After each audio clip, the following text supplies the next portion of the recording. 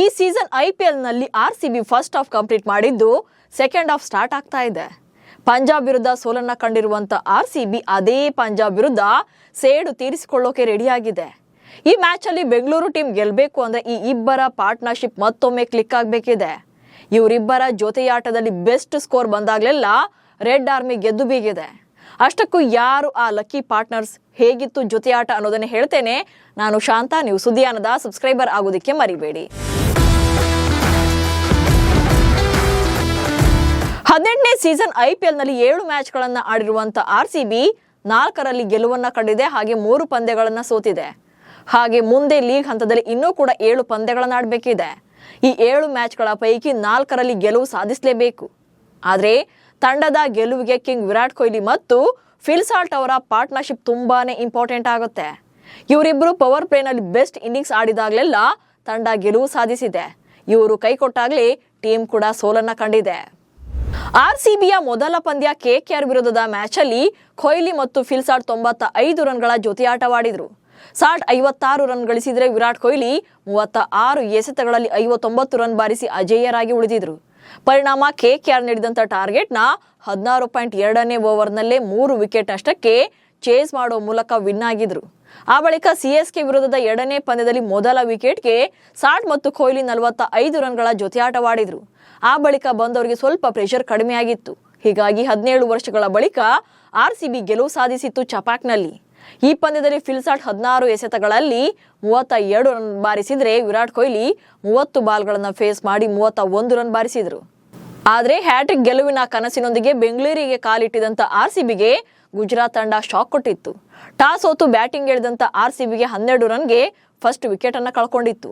Kohli 6 ಬಾಲ್ಗೆ 7 run ಹೊಡೆದು Arshad Khan bowling ನಲ್ಲಿ ಪ್ರಸಿದ್ಧ ಕೃಷ್ಣಗೆ ಕ್ಯಾಚ್ ಕೊಟ್ಟಿದ್ರು. ಇನ್ನು 3ನೇ ಓವರ್ನಲ್ಲಿ ಸಾಲ್ಟ್ ಕೂಡ 13 ಬಾಲ್ಗಳಲ್ಲಿ 14 ರನ್ ಗಳಿಸಿ ಔಟ್ ಆಗಿದ್ರು. ಈ ಮೂಲಕ 8 ವಿಕೆಟ್ ಕಳ್ಕೊಂಡು 169 ರನ್ ಕಲೆ ಹಾಕಿತ್ತು ರೆಡ್ ಆರ್ಮಿ. ಇನ್ನು GT ತಂಡ 17ನೇ ಓವರ್ನಲ್ಲೇ 2 ವಿಕೆಟ್ಗಳನ್ನು ಕಳ್ಕೊಂಡು ಟಾರ್ಗೆಟ್ ಅನ್ನ ರೀಚ್ ಆಗಿತ್ತು. ಈ ಸೋಲಿನೊಂದಿಗೆ ಮುಂಬೈಗೆ ಹಾರಿದ್ದ RCBಗೆ ಒಳ್ಳೆ ಓಪನಿಂಗ್ ಸಿಕ್ಕಿರಲಿಲ್ಲ. 4 ರನ್ ಗಳಿಸಿದ್ದ ಸಾಲ್ಟ್ ವಿಕೆಟ್ ಒಪ್ಪಿಸಿದ್ರು. ಆದರೆ ಮತ್ತೊಂದು ತುದಿಯಲ್ಲಿ ಆಡ್ತಾ ಇದ್ದಂತ ವಿರಾಟ್ ಕೊಹ್ಲಿ 42 ಬಾಲ್ಗಳಲ್ಲಿ 67 ರನ್ ಸಿಡಿಸಿದ್ರು. 221 ರನ್ಗಳ ಟಾರ್ಗೆಟ್ ನೀಡಿದ್ದ ರಜತ್ ಪಡೆ ಕೊನೆಗೆ 12 ರನ್ಗಳ ಅಂತರದಲ್ಲಿ ಗೆಲುವನ್ನ ಕಂಡಿತ್ತು. ಬಟ್ ಒನ್ಸ್ ಅಗೇನ್ ಈ ಜೋಡಿ ಬೆಂಗಳೂರಲ್ಲಿ ಡೆಲ್ಲಿ ಕ್ಯಾಪಿಟಲ್ಸ್ ವಿರುದ್ಧ ಫೇಲ್ಯೂರ್ ಆಗಿತ್ತು. 5ನೇ ಪಂದ್ಯದಲ್ಲಿ ಸಾಲ್ಟ್ ಮತ್ತು ಕೊಹ್ಲಿ 3 ಓವರ್ಗಳಲ್ಲೇ 50 ರನ್ಗಳನ್ನ ಕಂಪ್ಲೀಟ್ ಮಾಡಿದ್ರು. ಆದರೆ ಸಾಲ್ಟ್ 17 ಎಸೆತಗಳಲ್ಲಿ 37 ರನ್ ಬಾರಿಸಿದ್ದಾಗ ರನ್ಔಟ್ಗೆ ಬಲಿಯಾಗಿದ್ರು. ಆ ಬಳಿಕ ಕೊಹ್ಲಿ ಕೂಡ 14 ಎಸೆತಗಳಲ್ಲಿ 27 ರನ್ ಸಿಡಿಸಿ ವಿಕೆಟ್ ಒಪ್ಪಿಸಿದ್ರು. 20 ಓವರ್ಗಳಲ್ಲಿ 7 ವಿಕೆಟ್ ನಷ್ಟಕ್ಕೆ 163 ರನ್ಗಳನ್ನ ಅಷ್ಟೇ ಕಲೆ ಹಾಕಿತ್ತು ಇವರಿಬ್ಬರ ವಿಕೆಟ್ ಅನ್ನ ಕಳ್ಕೊಂಡ್ಮೇಲೆ. ಡೆಲ್ಲಿ ಪರ KL ರಾಹುಲ್ ಅಬ್ಬರಿಸಿ 93 ರನ್ ಚುಚ್ಚಿದ್ರು. ಪರಿಣಾಮ 17.5 ಓವರ್ಗಳಲ್ಲೇ 4 ವಿಕೆಟ್ ನಷ್ಟಕ್ಕೆ DC ಟಾರ್ಗೆಟ್ ಅನ್ನ ರೀಚ್ ಆಗಿತ್ತು.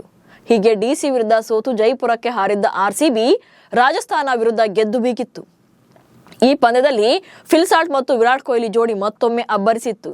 92 ರನ್ಗಳ ಜೊತೆಯಾಟವಾಡಿದ್ರು. ಹೀಗಾಗಿ ರಾಜಸ್ಥಾನ ನೀಡಿದ್ದ 174 ರನ್ಗಳ ಟಾರ್ಗೆಟ್ ಅನ್ನ ಈಸಿಯಾಗಿ ಬೆನ್ನತ್ತಿದ್ರು. 9 ವಿಕೆಟ್ಗಳಿಂದ ಮ್ಯಾಚ್ ವಿನ್ ಆಗಿದ್ರು. ಆದ್ರೆ ಈ ಪಾರ್ಟ್ನರ್ಶಿಪ್ ಪಂಜಾಬ್ ವಿರುದ್ಧದ ಪಂದ್ಯದಲ್ಲಿ ಕೈ ಕೊಟ್ಟಿದ್ದಕ್ಕೆ ಮ್ಯಾಚ್ ಕೂಡ ಕಳ್ಕೊಳ್ಬೇಕಾಯಿತು. 4 ರನ್ ಗಳಿಸಿದಾಗಲೇ ಮೊದಲ ವಿಕೆಟ್ ಬಿದ್ದಿತ್ತು. ಟಾಪ್ ಎಡ್ಜ್ ಆಗಿ ಸಾಲ್ಟ್ ಔಟ್ ಆಗಿದ್ರು. ವಿರಾಟ್ ಕೊಹ್ಲಿ ಕೂಡ 3 ಬಾಲ್ಗಳನ್ನ ಆಡಿ 1 ರನ್ ಗಳಿಸಿ ವಿಕೆಟ್ ಒಪ್ಪಿಸಿದ್ರು. ಇವರಿಬ್ಬರ ಬ್ಯಾಟ್ನಿಂದ ಕೇವಲ 5 ರನ್ಗಳು ಮಾತ್ರ ಬಂದಿದ್ವು.